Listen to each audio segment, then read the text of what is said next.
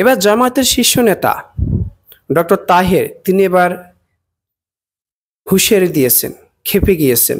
BNP ধরে নিয়েছে তারা ক্ষমতায় যাবে আর ক্ষমতায় গিয়ে অপকর্ম করবে, এমন একটি বক্তব্য রীতিমতো সামাজিক যোগাযোগ মাধ্যমে ভাইরাল। কিন্তু আসলে জামায়াত ক্ষমতা আসলে জামায়াতের প্রধান নেতৃত্বে কে থাকবেন, এটা এখন অনেকের মধ্যে প্রশ্ন। যে বিএনপি তো ক্ষমতা আসবে তারা ধরেই নিয়েছে, যদি ক্ষমতায় জামায়াত আসে তাহলে জামায়াতের প্রধানমন্ত্রী কে হবেন? কারণ জামায়াতের সবকিছু আপনার নেতৃত্বের প্রধান নির্বাচিত হয় তাদের নিজস্ব কর্মীদের নির্বাচনের মাধ্যমে। মাঝখান দিয়ে একটি সরব হয়ে উঠেছিল বর্তমানের সবচেয়ে আলোচক আপনার ডক্টর মিজানুর রহমান আজহারি। তিনি জামায়াতের হয়ে এমপি নির্বাচন করবেন ঢাকা 10 আসন থেকে। ঢাকার 10 আসন থেকে এমপি নির্বাচিত করবেন ডক্টর মিজানুর রহমান আজহারি। তো অনেকের মতে ডক্টর মিজানুর রহমান আজহারি যদি রাজনীতিতে আসেন তাহলে তিনি কেন এমপি হয়ে রাজনীতি প্রবেশ করবেন? তার যে গ্রহণযোগ্যতা, তার যে জনপ্রিয়তা, সেক্ষেত্রে তিনি দেশের প্রধানমন্ত্রী হয়ে যেন রাজনীতিতে প্রবেশ করেন।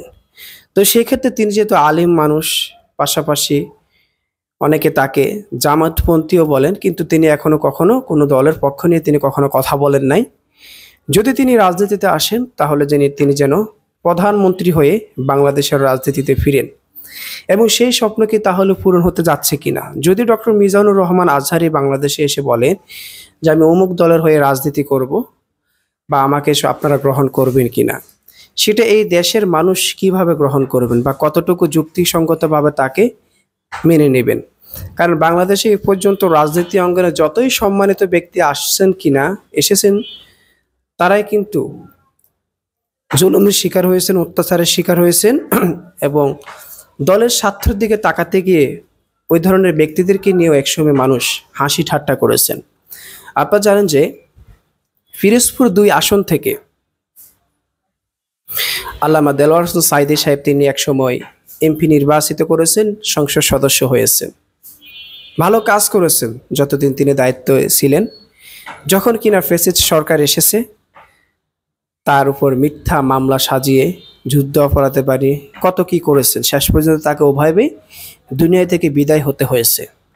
কারণ এই দেশের রাজনীতিটা হচ্ছে মূর্খদের জন্য। সম্মানিত ব্যক্তিরা এই দেশের রাজনীতিতে কখনো টিকতে পারে না বা সম্মান পায় না।